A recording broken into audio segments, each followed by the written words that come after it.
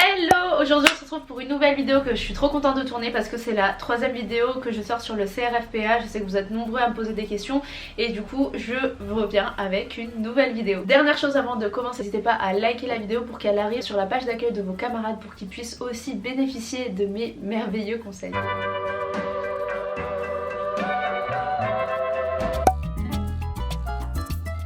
J'ai passé le CRFPA en 2019, donc j'ai un petit peu de recul pour vous en parler. Je suis actuellement en école d'avocat. Alors déjà, si vous n'avez pas vu les deux premières vidéos que j'ai fait sur le CRFPA, je vous les mets ici ou là, je ne sais jamais. Comme ça vous permet d'avoir les conseils fondamentaux que je vous ai déjà donnés dans ces deux premières vidéos. Donc dans cette vidéo, je vais vous montrer un peu à quoi ressemble ma journée type de révision du CRFPA. Mais je tiens quand même à vous préciser que chacun a sa méthode de travail et que si vous faites quelque chose que je ne fais pas dans cette vidéo ou vice versa, eh bien ça ne veut pas dire qu'il y a une personne qui a forcément raison.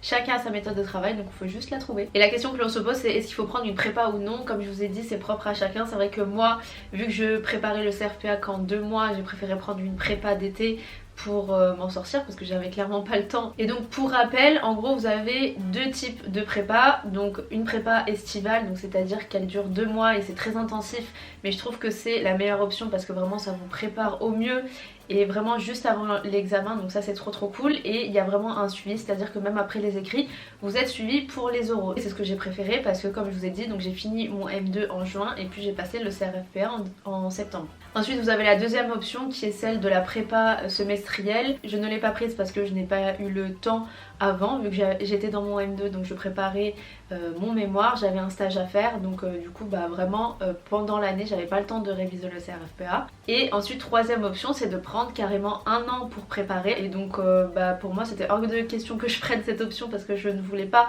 m'y consacrer pendant 1 an.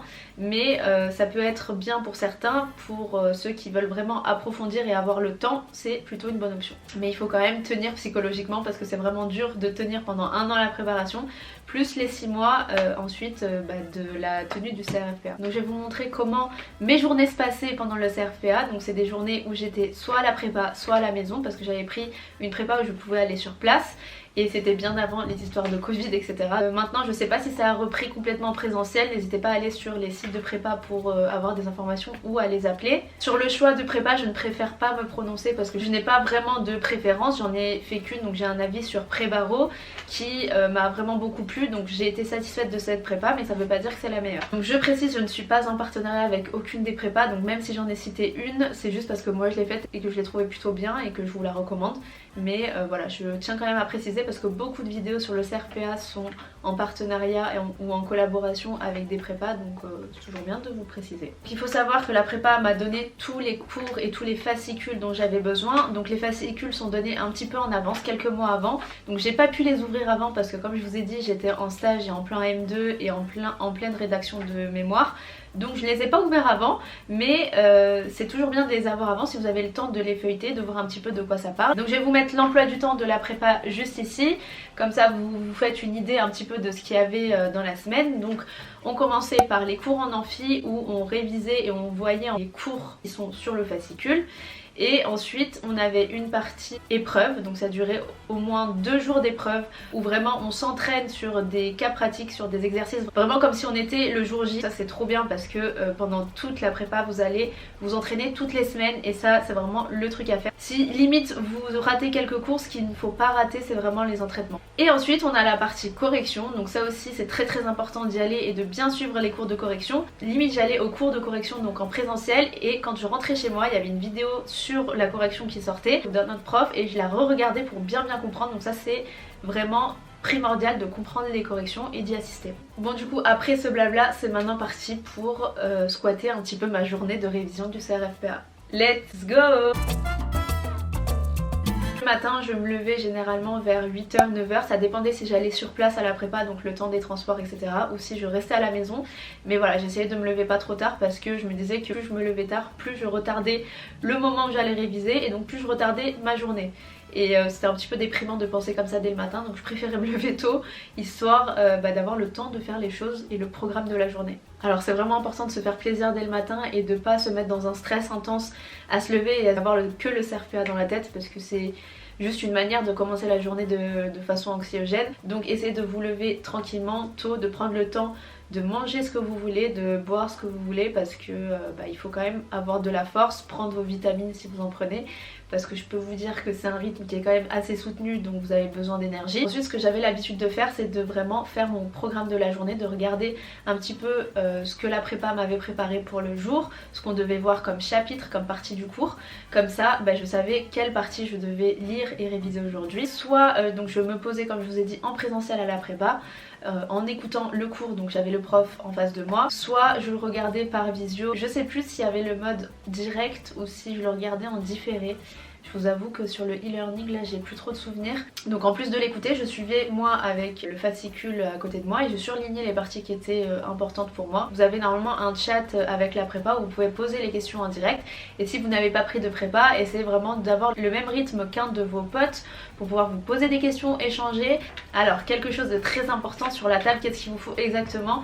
Donc si vous révisez une matière, donc soit le livre sur lequel vous travaillez pour cette matière là, soit le fascicule qu'on vous donne à la prépa, et vraiment les choses primordiales qu'il vous faut, ce sont les codes à côté de vous, et il faut vraiment dès le début de la prépa les avoir pour surligner les parties, mettre des petits post-it, et puis en fait juste vous apprivoiser les articles et les reconnaître, travailler dessus, savoir comment chercher dans le code, parce que c'est ce qui va vous sauver le jour J. Alors ce qui a été difficile pour moi, c'est de trouver ma méthode de travail, surtout pendant les premières semaines. 2 mois c'est super court pour réviser, et en fait c'est difficile de trouver sa méthode de travail, de se dire qu'est-ce que je fais clairement, parce que je savais pas par quoi commencer tellement j'avais de choses à faire. Donc je vais vous faire un petit résumé de l'ordre que je suivais pour vraiment m'y retrouver, et peut-être que ce sera votre méthode, j'espère que ça vous aidera. Donc si on résume, on suit les cours, on les comprend, on pose des questions si on en a. Ensuite, deuxième partie, s'entraîner. Même si vous n'avez pas lu le cours complètement, vous pouvez limite faire les épreuves avec le fascicule à côté, les cours à côté. Même si vous copiez, ce sont des informations qui vont rester en tête. Ensuite, troisième chose, assister aux corrections. Vraiment, c'est la partie très importante. Comprendre comment le syllogisme fonctionne, comment la majeure doit être rédigée, comment on applique la majeure à l'espèce, tout ça ce sont des choses vraiment primordiales. Et ensuite, une fois que vous avez fait ces 3 étapes, c'est le moment de faire le travail personnel sur ces parties là.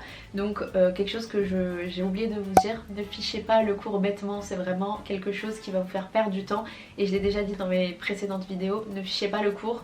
Le fascicule est déjà fait en fait de manière à ce que ce soit un petit peu résumé. Ce qu'il faut faire, c'est faire des fiches pratiques. Donc pour un sujet donné, pour un thème donné, vous essayez de voir toutes les questions qu'on peut vous poser en cas pratique sur ce thème, et ensuite vous faites une fiche pratique par question que l'on peut vous poser, et dans ces fiches pratiques on met toutes les majeures dont vous allez avoir besoin. Donc ce sont les articles du code, jurisprudence, donc vous pouvez récupérer justement de la correction des majeures qui sont déjà rédigées, et donc vous avez juste à les intégrer dans votre fiche, à faire plein de majeures et des exemples de syllogismes, pouvoir les ressortir le jour J. Et puis en même temps que vous faites les fiches ou en même temps que vous faites le cours, les majeures vous les retrouvez dans le code, donc mettez un petit post-it, surlignez les articles, mettez par exemple une couleur différente pour les conditions, comme ça vous savez le nombre de conditions qu'il faut sortir dans vos majeures.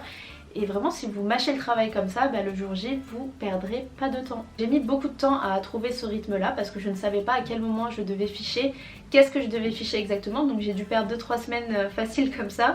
Donc j'espère que cette méthode va vous permettre de ne pas perdre de temps. Dernier petit conseil que je peux vous donner, regardez les sujets supplémentaires, parce que la prépa va vous donner donc des sujets toutes les semaines, mais il y aura des sujets supplémentaires en plus que vous pouvez faire de manière facultative, mais ça vous permet de voir sur question donnée tous les thèmes qui peuvent être abordés en cas pratique, donc ça c'est trop bien.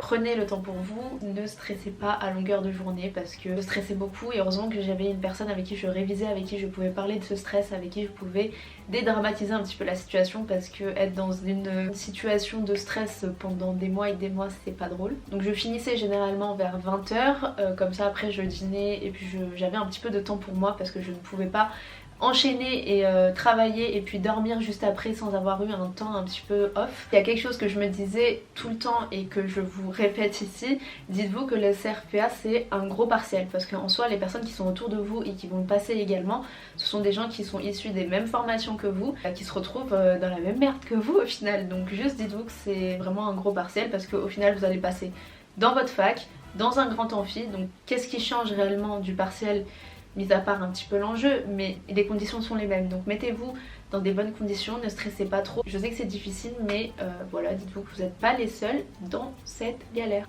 Bon voilà, j'espère que cette vidéo vous a plu. N'hésitez pas à venir me poser des questions en commentaire pour que je les vois directement, ou bien sur Instagram que je vous mets juste ici. Venez me suivre si ça vous intéresse. N'hésitez pas à mettre aussi un petit like pour me soutenir et puis à vous abonner, c'est juste ici.